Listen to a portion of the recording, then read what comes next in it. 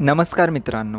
लग्नानंतर होईलच प्रेम मालिकेच्या पुढील भागामध्ये आपल्याला बघायला मिळणार आहे की आता काव्याने जीवाला खूप मोठं टेन्शन दिलेलं आहे. काव्याने ओपनली जीवाला सांगितलेलं आहे की उद्या तुझ्या वाढदिवसाला मी आपल्या नात्यातील सत्य सगळ्यांना सांगणार. तर जीवा तिला आता रिक्वेस्ट करून समजवण्याचा प्रयत्न करतो की आता असं काही करू नको. तुझी आईसुद्धा हॉस्पिटलमध्ये आहे आणि नंदिनी आताच बरी झाली आहे. आणि आता कुठे दादा आणि माझ्यातील दुरावाही संपला आहे. त्याचमुळे तू जर सगळ्यांना सत्य सांगितलंस तर पुन्हा सगळी नाती विस्कळून जातील.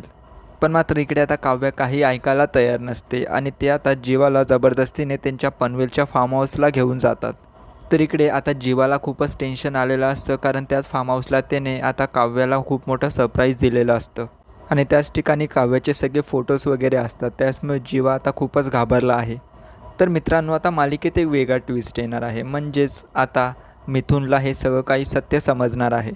मिथुन अगोदरच फार्म हाऊसला पोचलेला असतो आणि त्याला आता सगळं काही समजतं की काव्य आणि जीवाचं प्रेम होतं. पण आता तो कोणालाही न सांगता ते सगळे फोटोज वगैरे काढून तिथे आता बड्डेचं डेकोरेशन करतो.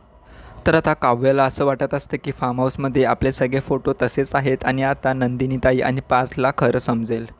तर आता जीवालाही तीच भीती असते. त्याचमुळे तो लगेचच आता फार्म हाऊसला पोचल्यावर गाडीतून उतरतो आणि धावतच आता तो आतमध्ये जातो. तर त्या ठिकाणी जीवा आणि काव्याचा एकही फोटो नसतो. ते बघून आता जीवाला बरं वाटतं.